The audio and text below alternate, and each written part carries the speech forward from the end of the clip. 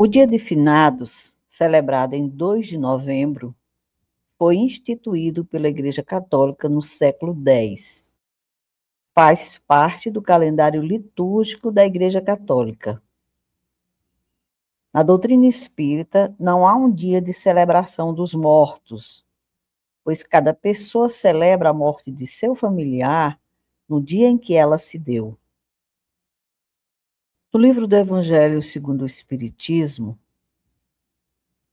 no item Preces Espíritas, encontramos algumas informações que nos esclarecem com relação à nossa postura diante dos nossos entes queridos que retornaram à pátria espiritual.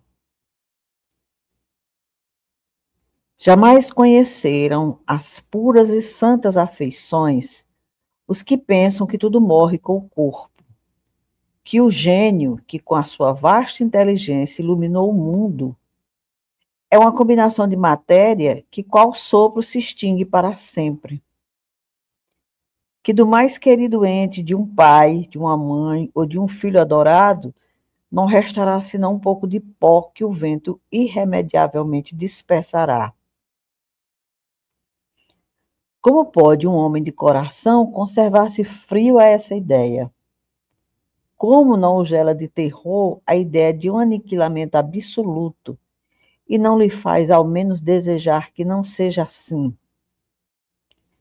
Se até hoje não lhe foi suficiente a razão para afastar de seu espírito quaisquer dúvidas, aí está o Espiritismo a dissipar toda incerteza com relação ao futuro, por meio das provas materiais que dá da sobrevivência da alma e da existência dos seres de além-túmulo. Tanto assim é que por toda parte essas provas são acolhidas com júbilo. A confiança renasce, pois que o homem doravante sabe que a vida terrestre é apenas uma breve passagem conducente à vida melhor, que seus trabalhos nesse mundo não lhe ficam perdidos e que as mais santas afeições não se despedaçam sem mais esperanças. Importa, então, saber o que se passa na hora final de cada um de nós, para que possamos auxiliar os que partiram. Então, vamos refletir um pouco agora com os ensinamentos do filósofo Leon Denis no livro Depois da Morte, com a mensagem intitulada A Hora Final. O que se passa no momento da morte e como se desprende o espírito da sua prisão material. Que impressões, que sensações o esperam nessa ocasião temerosa? É isso que interessa a todos conhecer, porque todos cumprem essa jornada. A vida foge-nos a todo instante. Nenhum de nós escapará à morte. Ora, o que todas as religiões e filosofias nos deixarem ignorar, os espíritos em multidão vêm ensinar. Dizem-nos que as sensações que precedem e se seguem à morte são infinitamente variadas e dependentes, sobretudo, do caráter, dos méritos, da elevação moral do espírito que abandona a terra. A separação é quase sempre lenta e o desprendimento da alma opera-se gradualmente. Começa, algumas vezes, muito antes da morte e só se completa quando ficam rotos os últimos laços fluídicos que unem o perispírito ao corpo. A impressão sentida pela alma revela-se penosa e prolongada quando esses laços são mais fortes e numerosos. Causa permanente da sensação e da vida, a alma experimenta todas as comoções, todos os despedaçamentos do corpo material. Dolorosa, cheia de angústia para uns, a morte não é para outros senão um sono agradável, seguido de um despertar silencioso. O desprendimento é fácil para aquele que previamente se desligou das coisas deste mundo, para aquele que aspira aos bens espirituais e que cumpriu seus deveres. Ao contrário, luta agoniada, prolongada no espírito preso à terra, que só conheceu os gozos materiais e deixou de preparar-se para essa viagem.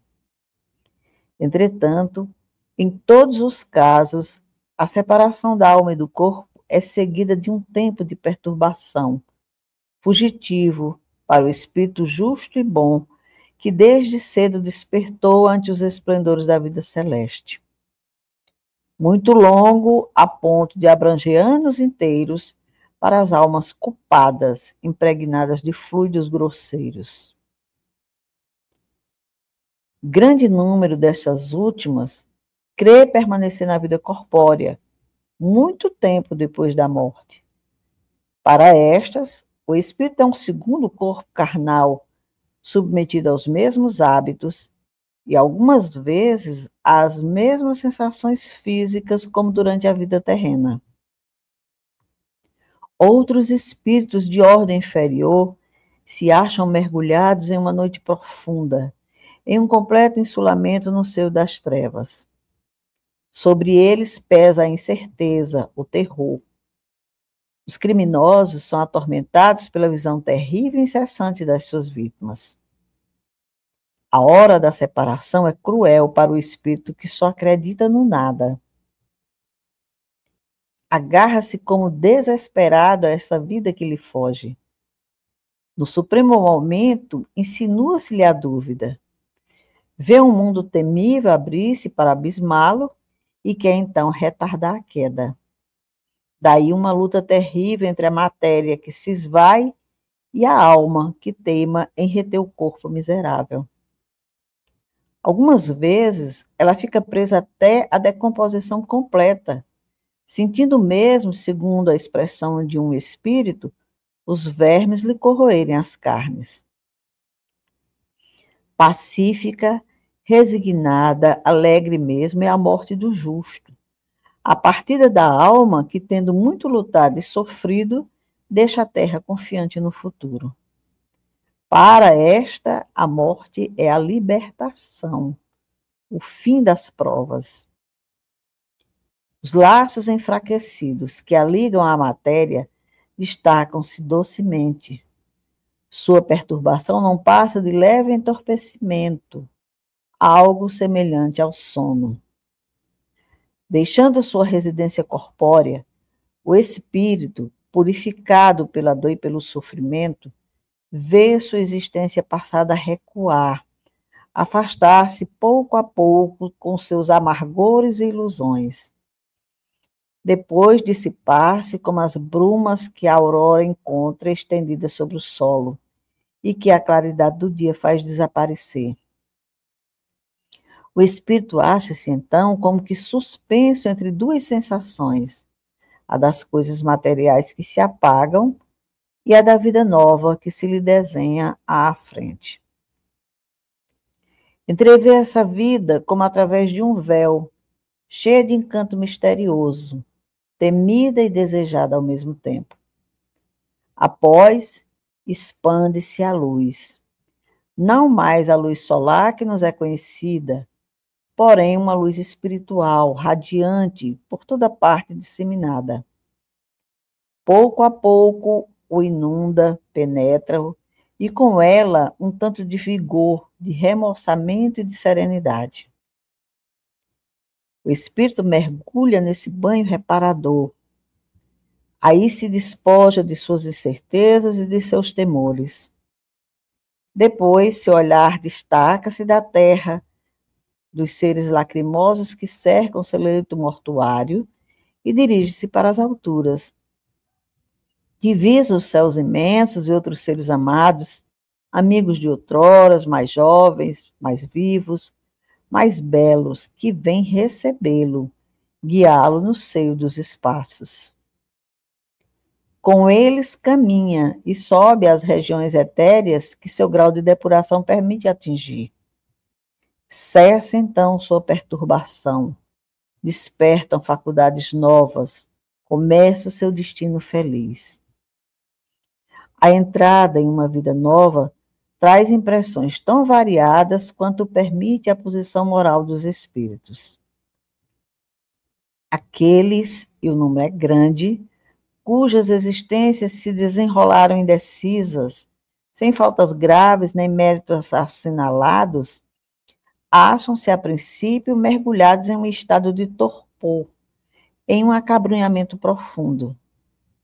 Depois, um choque vem sacudir-lhes o ser. O espírito sai lentamente do seu invólucro, como uma espada da bainha.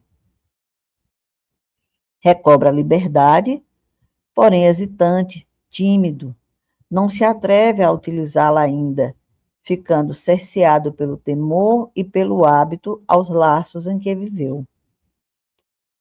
Continua a sofrer e a chorar com os entes que o estimaram em vida. Assim corre o tempo sem ele o medir. Depois de muito, outros espíritos auxiliam-no com seus conselhos, ajudando a dissipar sua perturbação, a libertá-lo das últimas cadeias terrestres e a elevá-lo para ambientes menos obscuros. Em geral, o desprendimento da alma é menos penoso depois de uma longa moléstia, pois o efeito desta é desligar pouco a pouco os laços carnais. As mortes súbitas, violentas, sobrevindo quando a vida orgânica está em plenitude, produzem sobre a alma um despedaçamento doloroso e lançam-na em prolongada perturbação. O conhecimento do futuro espiritual, o estudo das leis que presidem a desencarnação são de grande importância como preparativos à morte. Podem suavizar os nossos últimos momentos e proporcionar-nos fácil desprendimento, permitindo mais depressa nos reconhecermos no mundo novo que se nos desvenda. E ainda no livro do Evangelho, no item Preces Espíritas. As preces pelos espíritos que acabam de deixar a Terra não objetivam unicamente dar-lhes um testemunho de simpatia. Também tem por efeito auxiliar-lhes o desprendimento e, desse modo, abreviar-lhes a perturbação que sempre se segue à separação, tornando-lhes mais calmo o despertar.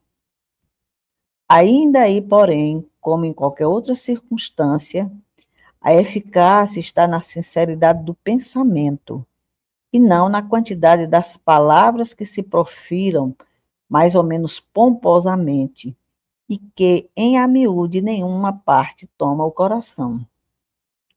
As preces que destes se elevam ressoam em torno do espírito, cujas ideias ainda estão confusas, como as vozes amigas que nos fazem despertar do sono. E segue a prece escolhida para finalizarmos esse momento. Tu, que tão caro me eras neste mundo, escuta minha voz que te chama para te oferecer novo penhor da minha afeição. Permitiu Deus que te libertasses antes de mim, e eu disso não poderia me queixar sem egoísmo, porquanto fora querer-te sujeito ainda às penas e sofrimentos da vida. Espero, pois, resignado, o momento de nos reunirmos de novo no mundo mais venturoso no qual me precedestes. Sei que é apenas temporária a nossa separação e que, por mais longa que me possa parecer a sua duração, nada é em face da ditosa eternidade que Deus promete aos seus escolhidos. Que a sua bondade me preserve de o que quer que retarde esse desejado instante e me poupe assim a dor de não te encontrar ao sair do meu cativeiro terreno.